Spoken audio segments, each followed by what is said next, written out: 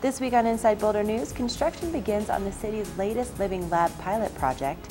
City Council approves the purchase of the former Boulder Community Health Broadway campus, and a Boulder Creek bridge gets a temporary makeover to promote flood safety.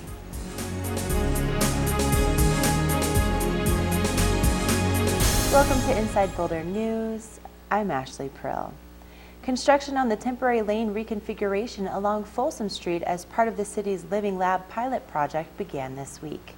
This week, crews demolished existing striping and marking, and next week will install new striping, green markings to identify the shared zone for cyclists and motorists, and flexible posts along the protected bike lanes. The Living Lab pilot projects are part of Boulder's Transportation Master Plan, and this phase will test and evaluate whether complete streets will enhance travel safety. So we'll evaluate the corridor for 1 month and return to Transportation Advisory Board and City Council to talk about the immediate results of the evaluation, understanding that it's sort of a transitionary period while people adapt to the new environment, the new lane configurations. But we'll see what we believe will be kind of a normalization of the new configuration by the 3-month mark or so. And then we'll do check-ins, evaluation milestone periods at the 1 month, 3 month, 6 month, and 12-month periods. We look at evaluation as a 3-legged stool.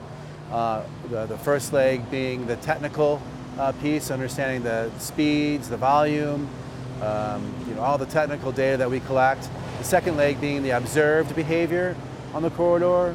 And then the third, being probably the most important, is the resident feedback. We're encouraging people to come use the corridor and test ride it, drive it, use the bus.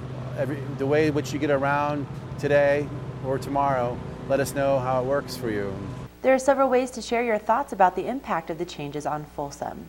BoulderLivingLab.net has all the details about the project, including the direct contact information for Go Boulder staff and a link to Inspire Boulder, the city's digital town hall.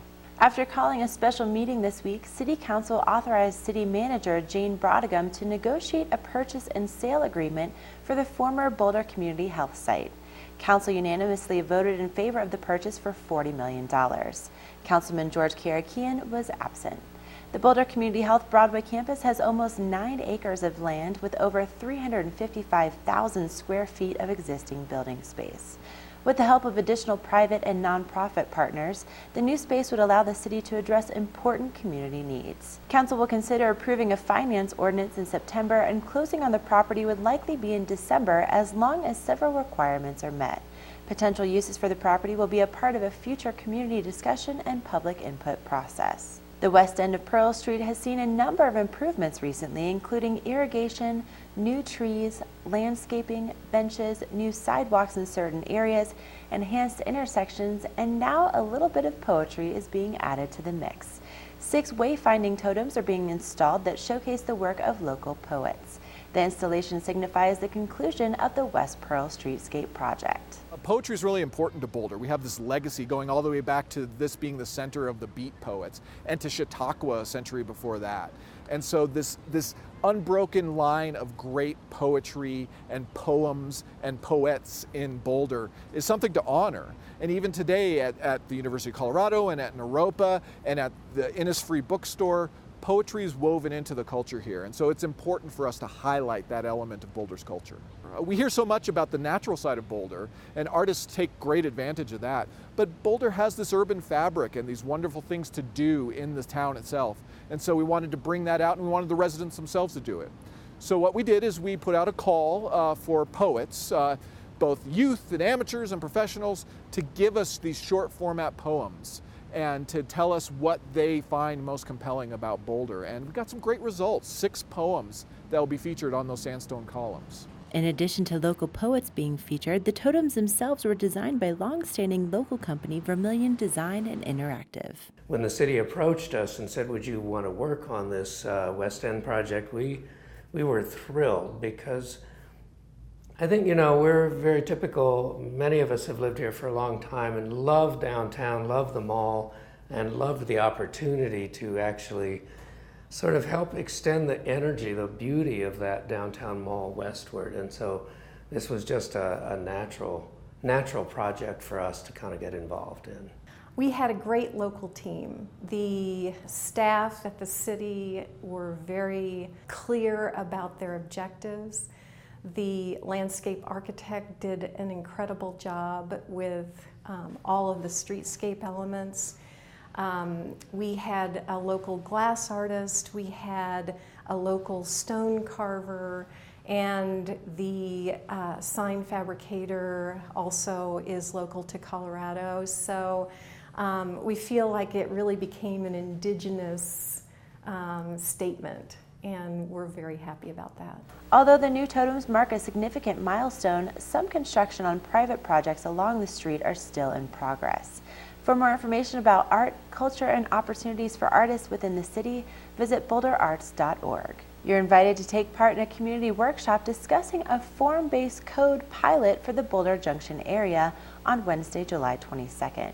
The pilot is an effort to address building design quality and development review issues recently expressed by the community. Boulder is a special place, and I think a lot of people, it's different from other communities where there's a lot of involvement in the future of Boulder and how Boulder is and how it looks, how it functions. There's a lot of interest in how it develops into the future. So I think we recognize that, you know, our current processes haven't given us buildings that everyone is happy about, and this particular process isn't going to make everyone happy, but I think it is a way to really improve upon things. I feel like a lot of the design concerns I've been hearing for a number of years now, and this is an opportunity to really try to incorporate those concerns and try to address those concerns in this process to hopefully get buildings that people feel are more appropriate for Boulder. The event will take place at the Boulder Museum of Contemporary Art from 5:30 to 7:30 p.m. Register in advance by visiting eventbrite.com and searching for Form-Based Code Workshop in Boulder. More information about the pilot can be found on the city's website. One of the bridges over Boulder Creek in the downtown civic area is sporting a new look this week. The temporary makeover is an attempt to engage, educate, and empower the community to be prepared and aware of flood dangers in Boulder. The real driver here is not just to get people's attention, but to say, hey, what can we do to help, and in what ways can you be more engaged and more resilient in your personal day-to-day preparedness. So what we've done on the back end is we have a suite of things that we're kind of rolling out along with this outreach program. So if people go to boulderfloodinfo.net, we have some what can you do, get involved kind of information, and they can go to a suite of these 5 things we have that includes a free USB drive that's preloaded with our flood community guide, and also has some instructions about things that they can do, including keeping insurance information or important health information on that USB so they can have it. It's a water-resistant USB they can keep safe. Another thing that we hear a lot from people is just a lot of concern about how do I get the most recent information, especially as wet as it's been, and weather radios seem to be the best way. So we said, hey, maybe we can get some weather radios and give those out for free so people can sign up for those as well.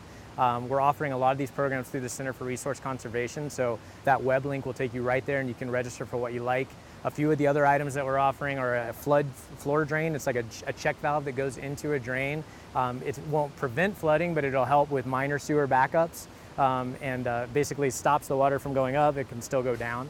And then we have some other programs that we're promoting along with that, like our toilet installs. Low flow toilets, of course, help on the water conservation side, but they also reduce flows to the sewer, into the wastewater treatment plant. Find flood preparation tips, ideas about how to protect your property, new flood safety offerings and programs, information about assistance, and more at boulderfloodinfo.net. Nearly 200 people took to Boulder Creek this week for the 8th annual Tube to Work Day. Started by 2 friends with a sense of humor and offices close to Boulder Creek, the event was more popular than ever this year. Everybody here has never been so excited to be going to work. It's a positive feeling. We're going to take this with us throughout our work week. I'm so excited to see so many people doing something odd at the very same time. But it's just slowly grown, and now it feels exceptional to be a part of this amazing whitewater aquatic commute. I'm just a little chilly. I had a good ride though, it was fun. It was my first time, probably won't be my last. It was a really, really fun time. You know, we're a little bit more casual for our day-to-day office wear, but you know, some occasions call for fancy, so I thought I would dress it up a little bit today. It's come to a point now where it's rising exponentially how many people are coming to it. it's been exponential growth, which means it's going to be absolutely huge next year. It's the biggest Tube to Work Day ever, and I can only anticipate it's going to keep growing. And Congressman Jared Polis, we'd like to invite you to Tube to Work with us next year in 2016. Stay updated on announcements for next year's Tube to Work Day by visiting facebook.com/Tube to Work Day. Thank you for watching Inside Boulder News. Stay in touch with us on Facebook and Twitter by submitting news tips and questions. You can also sign up to receive video updates right in your inbox. Just go to boulderchannel8.com and click on subscribe.